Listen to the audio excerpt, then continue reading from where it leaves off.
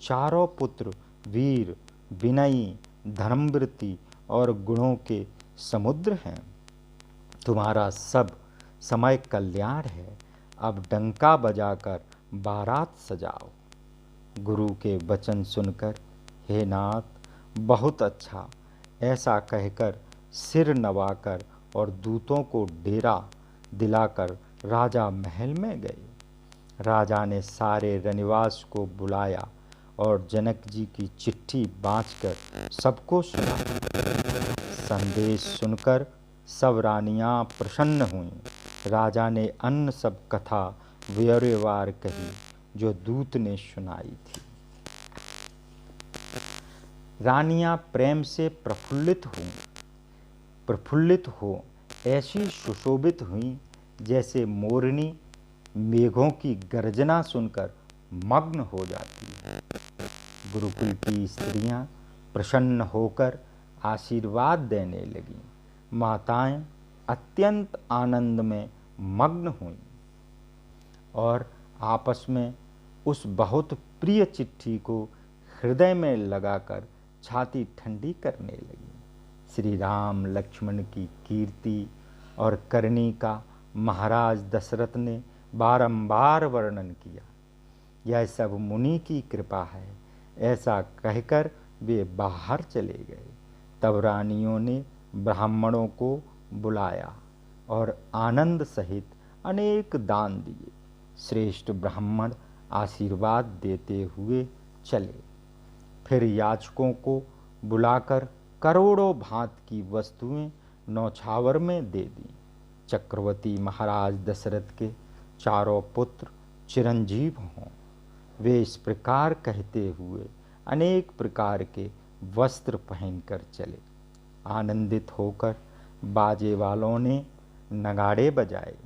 जब यह समाचार सब लोगों ने पाए तब घर घर बधावे होने लगे। 14 भवन में आनंद उत्साह छा गया कि जनक जी और श्री रामचंद्र जी, जानकी जी और श्री रामचंद्र जी का विवाह होगा। शुभ समाचार सुनकर लोग प्रसन्न हुए और सड़कें, घर और गलियां सजाने लगे। यद्यपि अयोध्या सदैव ही सुहावनी है, क्योंकि वहाँ रामचंद्र जी की मंगलमयी पवित्र पुरी है।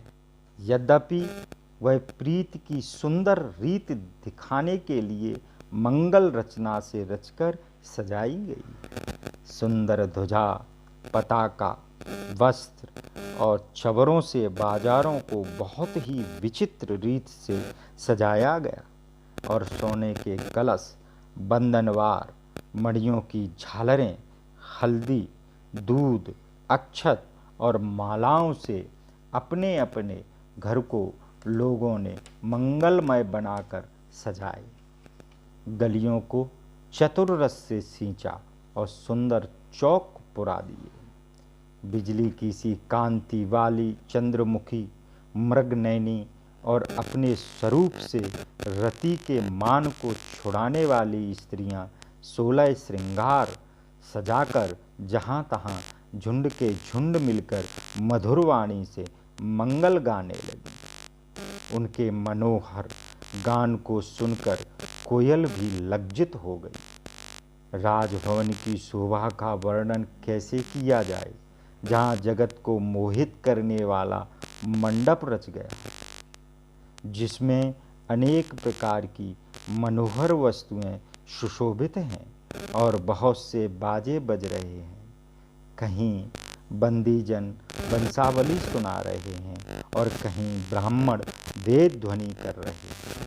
सुंदर स्त्रियां रामचंद्र और सीता का नाम ले लेकर मंगल गीत गा रही हैं।